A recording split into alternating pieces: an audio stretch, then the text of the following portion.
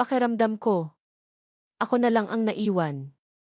Ilang taon na ang nakalipas mula noong nawala si mama dahil sa sakit. Ang hirap noon, lalo na sa unang taon. Pero nitong mga huli, unti-unti na akong natutong ngumiti ulit. May mga araw na naaalala ko siya, pero masaya na ang alaala. Hindi na lang puro sakit. Ang pamilya ko.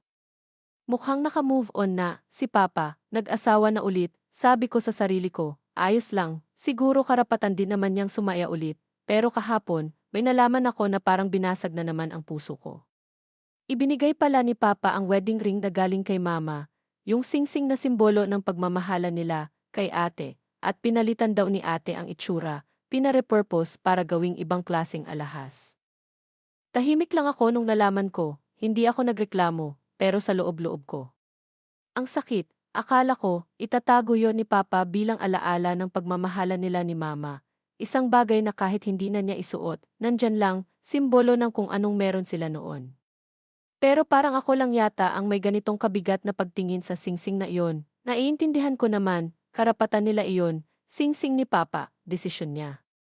Hindi ko sila masisisi kung sa tingin nila ay mas mainam na bigyang gamit ulit ang bagay na yon. Pero bakit parang ako lang ang nasasaktan ng ganito? Alam kong maliit na bagay lang to para sa iba.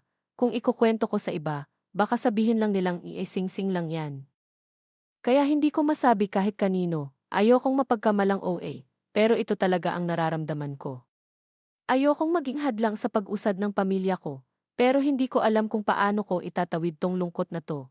Paano kung ako na lang talaga ang hindi pa handang mag-move on? Paano kung ako na lang ang nakakapit pa? Hindi ko alam kung kailan ako magiging okay.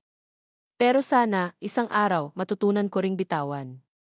Nang hindi ko nakakalimutan.